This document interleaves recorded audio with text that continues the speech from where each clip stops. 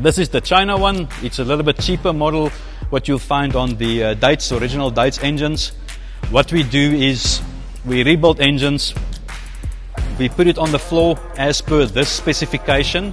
We don't put anything else on them, no starters, no alternators.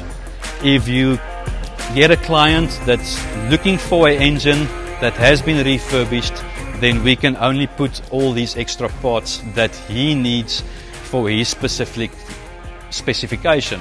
These ones here are for reconditioned. They are in line to be stripped. What we do with every engine that comes in, we take photos of the engine to ensure that everything is on the engine.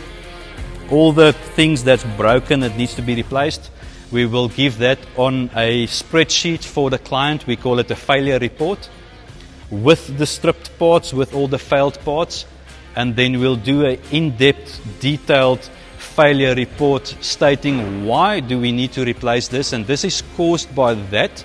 So I think maybe you should go and change this or maybe change that on your application to ensure that that sort of failure does not occur again.